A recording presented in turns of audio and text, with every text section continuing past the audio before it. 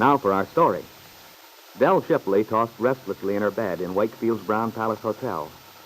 Dell kept thinking of what Lily had told her tonight, that Peggy Douglas, Lefty's daughter, planned to marry a man she didn't love rather than bring up the child she believed to be Bill Meade. But Dell knew this child was not Bill's, was actually Lisa Fenner's. If only she could persuade Lefty how important it was to postpone Peggy's marriage, make him understand without breaking her promise to Lisa. But dared she attempt to see him when he'd made it so plain he didn't want to see her? At last she made up her mind. Her own pride was unimportant. Dell arose and dressed. And a short while later...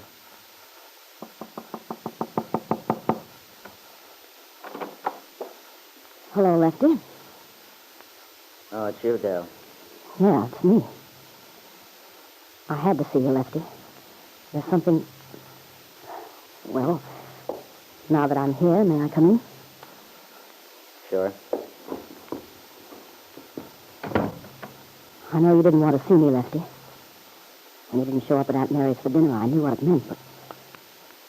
Sit down, Dell. I kind of figured you'd still be up. You always were a night owl. I'm not anymore. We usually hit the hay pretty early around here. But tonight I had a couple of things I wanted to think over. Is there something bothering you? No, not particularly. Nothing I can't handle anyway. Oh. Place looks swell, Lefty. Thanks. But you didn't come out here at 11:30 just to talk about the wallpaper. No, of course not. I was only making conversation. When you haven't seen a person for a long time, it's tough to know where to start. Sometimes it's better not to start. But only sometimes. Lefty, you don't look much different than when I met you years ago. Remember? Sure, I remember. But why talk about the past? It's hard not to think about the past, Lefty. Being here in this room and seeing the same thing. Dell, why did you come here? I remember that old globe of the world so well. You toted that thing around with you for years. I wouldn't feel right without it. Didn't Peggy take a crayon once and scratch out half of North Africa? Yeah. Oh, she was such a spunky little kid. I'll say she was. Gosh, the things that kid could dream up. The mischief she got into. Yeah, like the time she painted black spots all over the white calf to make it look like the picture in her reader. You wrote me about that one. Yeah, I guess I did. Peggy must have been about the age she is in that picture over the couch. That's a good picture of her. There used to be another one next to it. If you mean that picture of you, Dell, I took it down. So I see. When a thing's finished, it's finished, that's all. Maybe so, Lefty. If you're sure it is.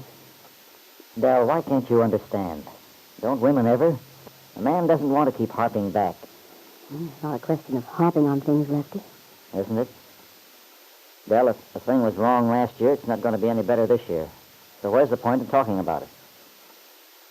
Sometimes people get to thinking. When they do, sometimes they realize they've made a mistake. Well, I don't work that way.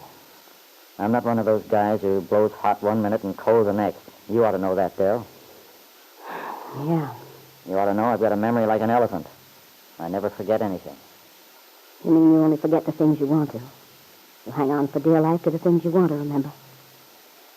Doesn't it ever occur to you that maybe those are the things it would be better to forget?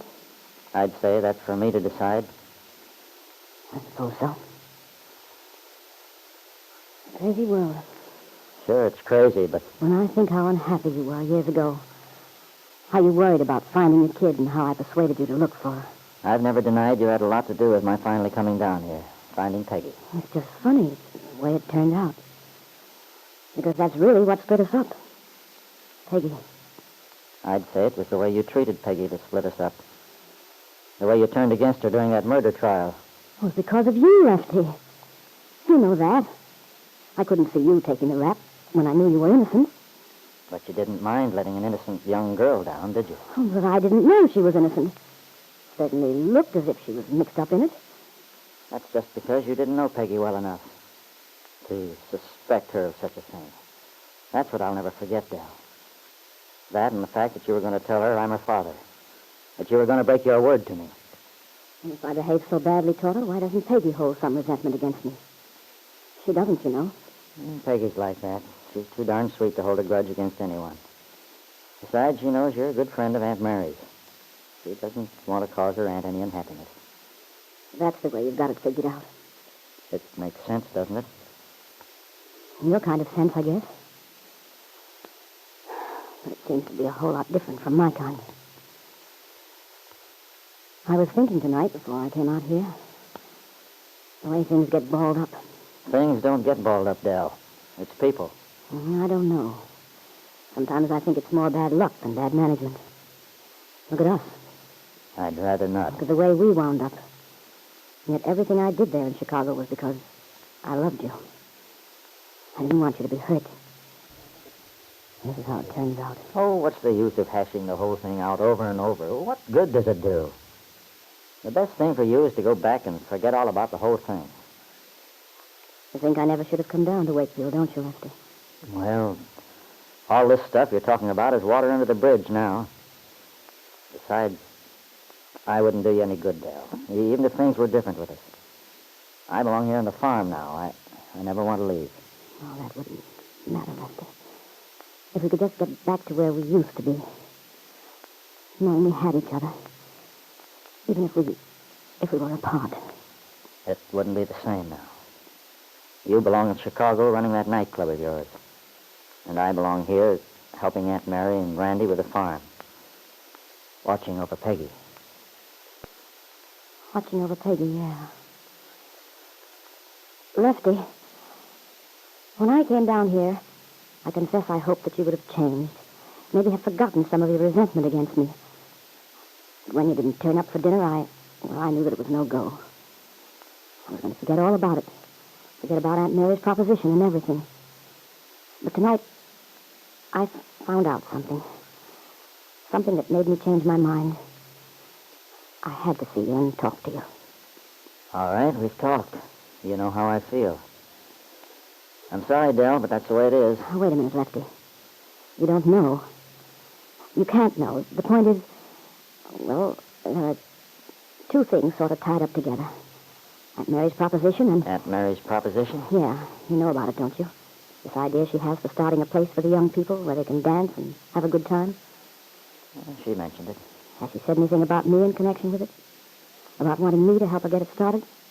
Run it? I believe she did. I told her it was a crazy idea. I see. It would mean that I'd have to be around, run down from Chicago once in a while. Perhaps stay here part of the time. We'd be bound to see each other. You wouldn't want that, Lefty, would you? Even if you knew that I was doing it just for you. Just so you wouldn't get hurt. As Dell waited for him to answer, Lefty didn't know it, but he needed Dell now as he had never before. Because Peggy Douglas, his daughter, was about to enter a marriage which would cause only unhappiness for her and for Lefty. And no one but Dell had the knowledge to stop that marriage.